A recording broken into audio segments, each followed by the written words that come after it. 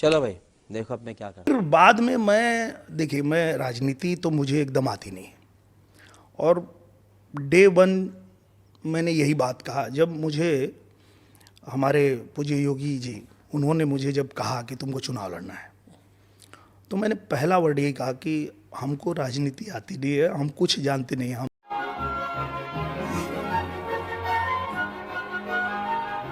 हमसे नहीं होगा। तो बोले नहीं, तुम चिंता मत करो, तुमको कुछ करना नहीं है, तुम बस वहाँ पे रहना, और जो लोग मिले तुमसे और जो उनकी दिक्कतें हो, परेशानियां हो, वो भेज देना खाली, और वो सब हम करेंगे।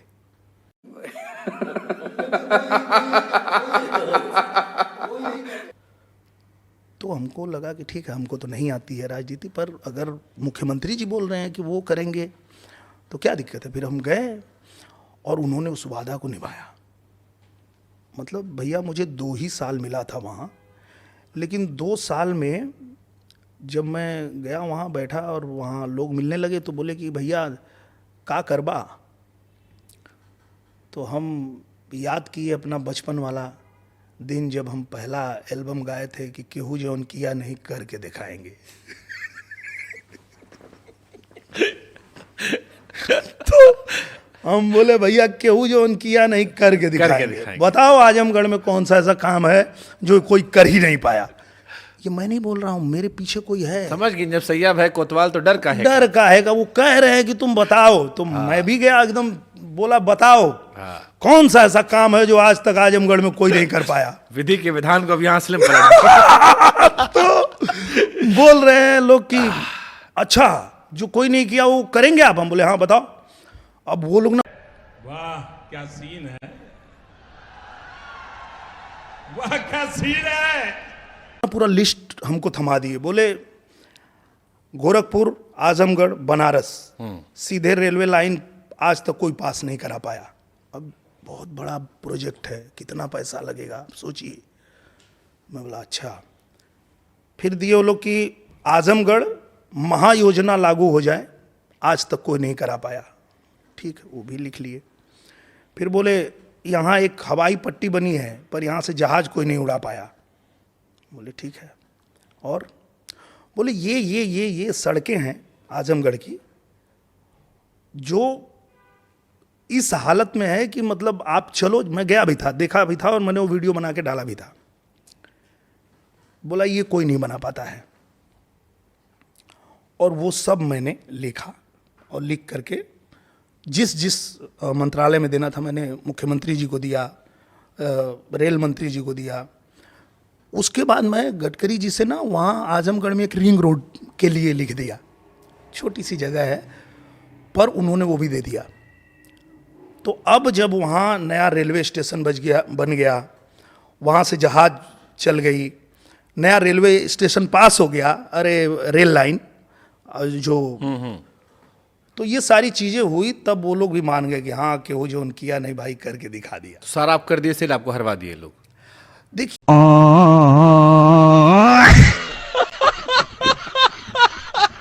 क्योंकि कुछ रोक के रखे होते तो फिर अगली बार उम्मीद रहता ना कि अगली बार ही करवाएंगे तो जिताएंगे।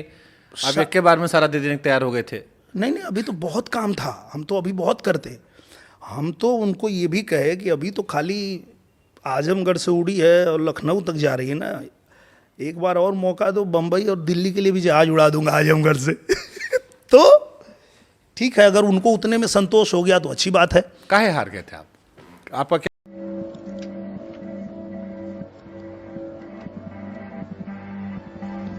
क्या, क्योंकि इस बार थोड़ा यूपी मामला टाइट था वैसे। देखिए, ये पूरी दुनिया जानती है कि आजमगढ़ जो सीट है वो बहुत कठिन सीट है, पर उसके बाद भी वहाँ हम लोगों ने काम बहुत किया। और राजनीति में जो होता है, जो हर लोग कहते भी थे, मुझे डी रामा नायडू जी ने कहा था। डी रामा नायडू सर एक फिल्म बना रहे थे वर्ल्ड रिकॉर्ड के लिए, क्योंकि सारी भाषाओं में उन्होंने बना दिया था, भोजपुरी बची थी। तो उन्होंने कहा कि मुझे भोजपुरी में करना है, मैं उनके साथ फिल्म कर रहा था। तो वो मुझे बताया कि मैं अपने गांव में एक बार चुनाव जीता और जितना बजट मिला ना उससे भी ज़्यादा मैंने अपना भी लगा के काम करवा दिया, एकदम गांव को चमका दिया। उसके बाद मैं हार गया। बोले यही राजनीति है। हमको मनोज सिन्हा याद आ गए। मेरे ही जिले के हैं। हाँ हाँ, मैं गया था इलेक्शन कवर करने, तो किसी मोहल्ले में थे जहाँ दूसरे लोग उनके थे, तो वो बहुत डरे हुए थे। तो मैं गया तो पहला सवाल पूछे कि सड़क आई? कहे लोग आई। ये फलनवा हुआ? कहे हाँ हुआ। ये हुआ?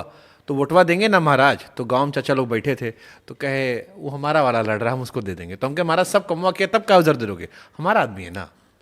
ये मेरे तो साथ हार भी गए, हुआ। वो हारे जब, तो हमसे वो कहे, हालांकि वो मुख्यमंत्री बनने वाले थे, ऐसी खबर थी। बाद में जम्मू कश्मीर पहुंच गए वो। उन्होंने हमारे ज़िले को, गाजीपुर को जितना उन्होंने चमकाया, जितना बनाया, उसके बाद उनको अच्छा, वो कह भी रहे थे हाँ। कि हम जीतेंगे तो हम तुमको ये दे देंगे, वो दे देंगे, वो दे देंगे। उधर वाला जीतेगा तो खाली सांसद रहेगा। हाँ। लेकिन इंडियन पॉलिटिक्स की यही खूबसूरती है। यही है। और मेरे साथ भी सेम हुआ। तो वो जो सड़कें बताए थे लोग कि ये कोई बना नहीं पाया, ये कोई बना नहीं पाया। हम गए और हमने मुख्यमंत्री जी से आग्रह किया कि ये ज़रूरी है। तो मुख्यमंत्री जी ने उसको कर दिया और वो बन भी गया। फिर विश्वविद्यालय नहीं था आजमगढ़ में, वो भी बनवा दिए। आजमगढ़ में संगीत विद्यालय बनवा दिए। मतलब आप वहाँ संगीत विद्यालय जो बना है अभी उसका उद्घाटन हम लोग करेंगे अभी हाल जल्दी ही। तो कृषि विद्यालय, मतलब पहला अटल आवासीय विद्यालय बनवा दिए आजमगढ़ में। सारी चीज़ें होने के बाद वो जो सड़कें नहीं बन रही थी और उसको बनाया, उस सड़क के किनारे जो बूथ था वो भी हार गए। तो अब हमारे जो लोग थे ना वो पूछते भी थे कि भैया जब यहाँ से तुम बल्टा में दूध लेके चलते थे तो यहाँ से आजमगढ़ जाते जाते आधा बल्टा का दूध गिर जाता था क्योंकि सड़क खराब थी। और ये भी तुम्हारा दूध वाला ही है जो तुमको ये रोडवा बना के दे दिया, उसको कहाँ हरा दिए तुम लोग। तो यही है राजनीति, यही है। और उसमें कोई दिक्कत भी नहीं है, इसलिए नहीं है, जब मैं हारने के बाद गया लखनऊ तो महाराज जी ने जो बात कही मुझे वो मंत्र बन गया मेरे लिए। क्या कहे? महाराज जी ने कहा कि देखिए जी, हार जीत ये लगा रहता है, लेकिन आपको जनता ने जितना दिन अवसर दिया था आपने काम किया। बोले जी महाराज जी। तो अब जिसको मौका दिया उसको काम करने दीजिए। यही डेमोक्रेसी है। यही है, जनता है, जनता के हाथ में है। आपको चुना, आपने काम किया। अब किसी और को मौका दिया है, धर्मेंद्र भैया को दिया, अब उनको करने दो।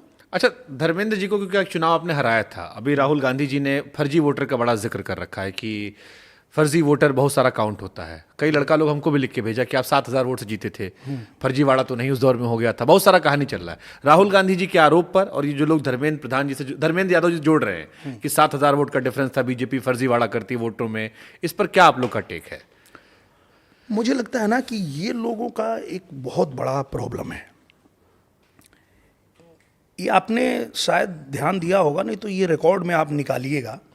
19 में जब चुनाव हम लोग लड़ रहे थे और वोटिंग हो गई और हमने वो बयान दे दिया था, वो हमको लगता है अखिलेश भैया अभी देख लिए कि तो बोल रहा है हमको हराने वाला कोई फायदा नहीं हुआ, कहाँ से बोल रहा है। तो वो चुनाव आयोग चले गए, बोले आओ जो भी रिजल्ट होगा हम नहीं मानेंगे, यहाँ बेईमानी होगी। अच्छा, अखिलेश जी भी सोचे होंगे क्या बोला क्या है ये, इसको नहीं पता किसके सामने लड़ रहा है। हाँ हाँ